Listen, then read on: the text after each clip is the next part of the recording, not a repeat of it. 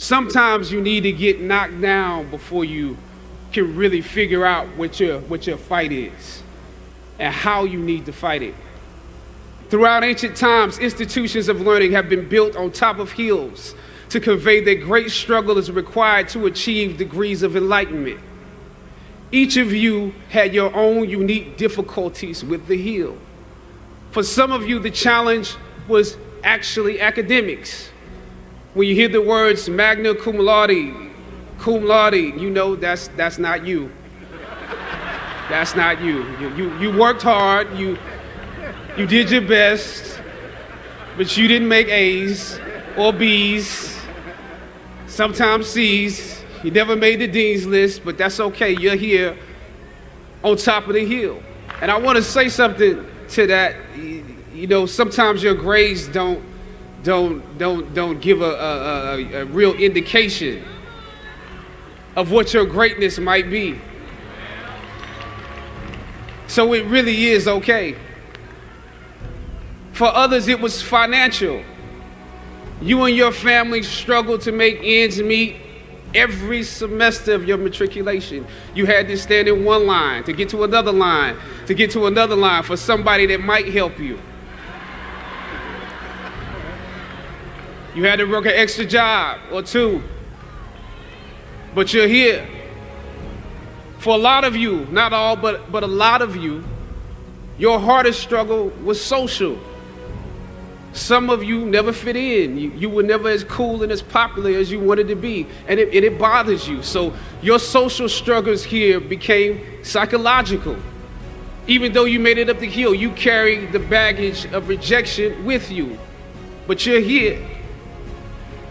Or some of you went through something traumatic. You made it to the top of the hill, but not without scars and bruises. Some of you fit in too much. You were on the yard rapping on your frat block when you were supposed to be in class. Or you got caught up in the DC party life. You carry the baggage of too much acceptance. When completing a long climb, one first experiences dizziness, disorientation, and shortness of breath due to the high altitude. But once you become accustomed to the climb, your mind opens up to the tranquility of the triumph. Oftentimes, the mind is flooded with realizations that were for some reason harder to come to when you were at a lower elevation. At this moment, most of you need some realizations because right now you have some big decisions to make. Right now, I urge you, in your breath, in your eyes, in your consciousness, invest in the importance of this moment and cherish it. I know, savor the taste of your triumphs today. Don't just swallow the moment whole without digesting what has actually happened here. Look down over what you conquered and appreciate what God has brought you through. I remember walking across this yard on what seemed to be a random day, my head down, lost in my own world of issues, like many of you do daily. I'm almost at the center of the yard. I raised my head and Muhammad Ali was walking towards me.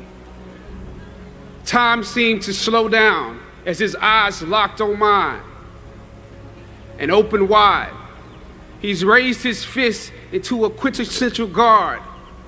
I was game to play along with him, to act as if I was a worthy opponent. What an honor to be challenged by the GOAT, the greatest of all time, for a brief moment.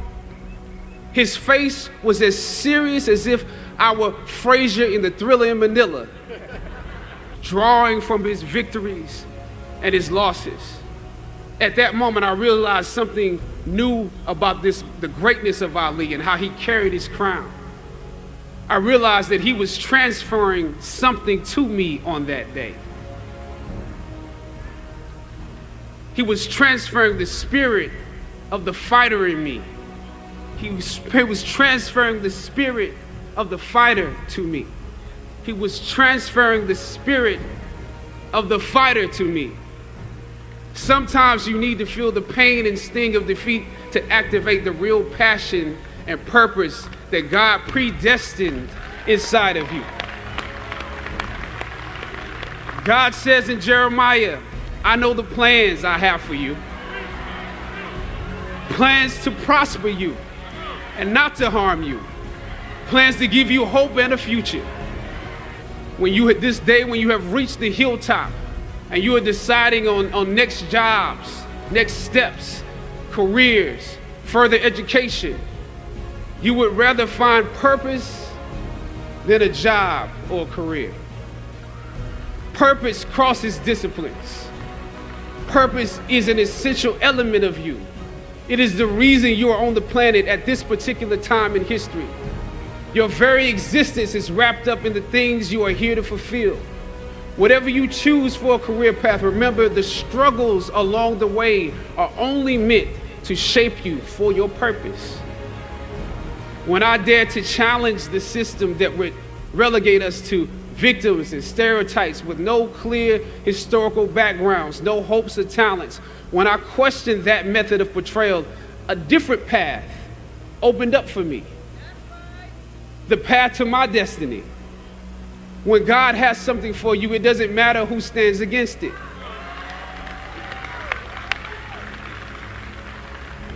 God will move someone that's holding you back away from a door and put someone there who will open it for you. If it's meant for you,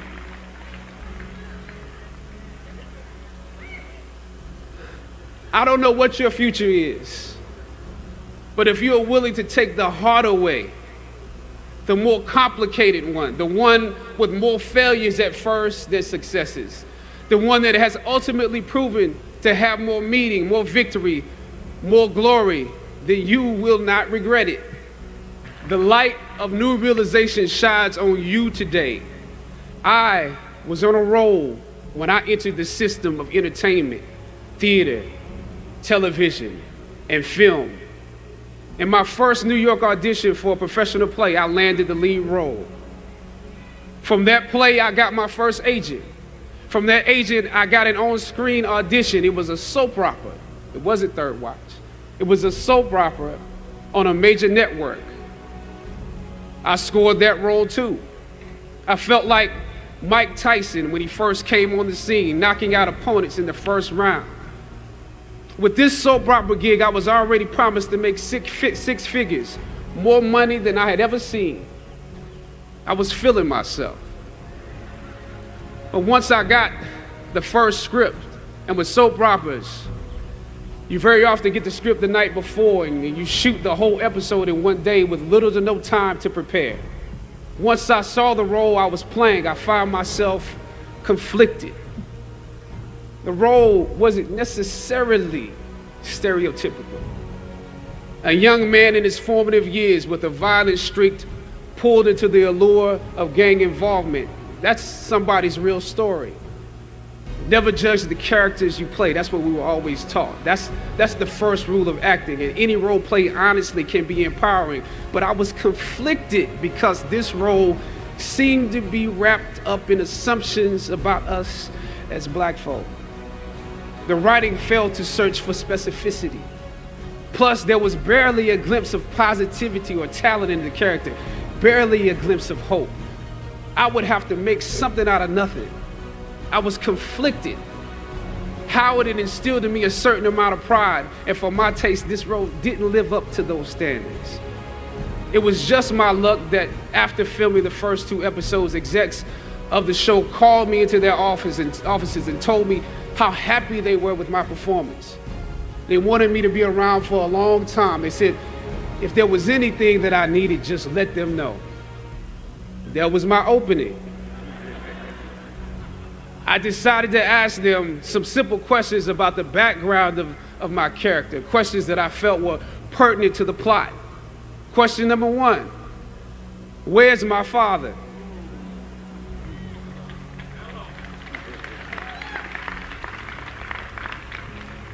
The exec answered, well, he left when you were younger. Of course. Okay. Question number 2. If in this script, it alluded to my mother not being equipped to operate as a good parent. So why exactly would my little brother and I have to go into foster care? Matter of factly, he answered, well, of course, she's on heroin. That could be real, I guess.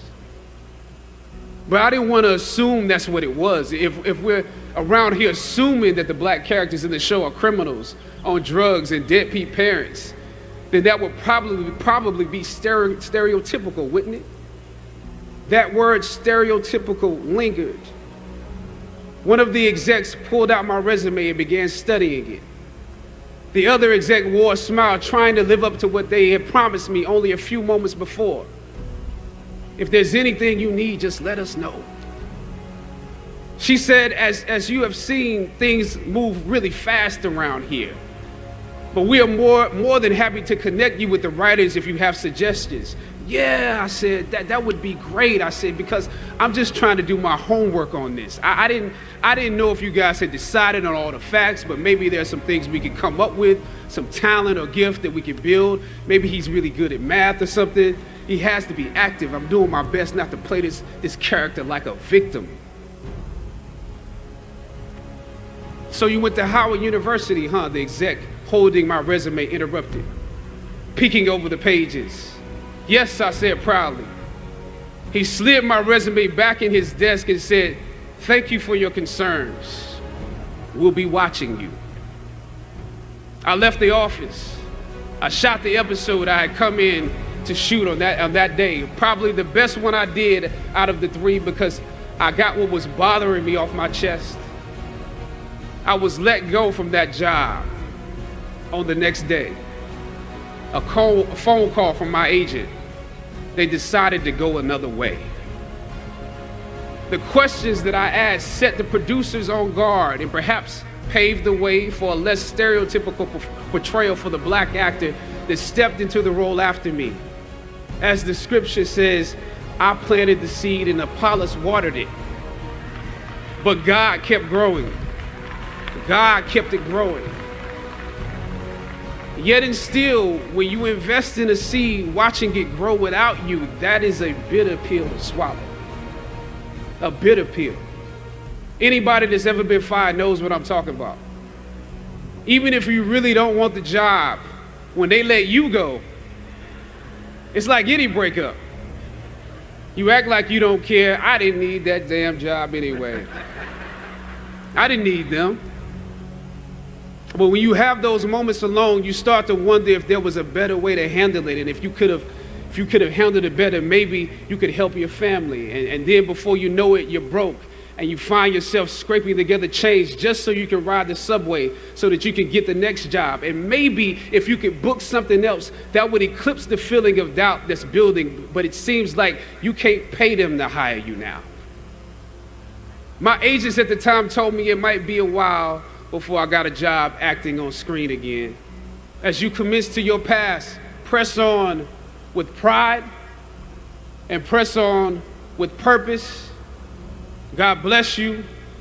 Now, this is your time.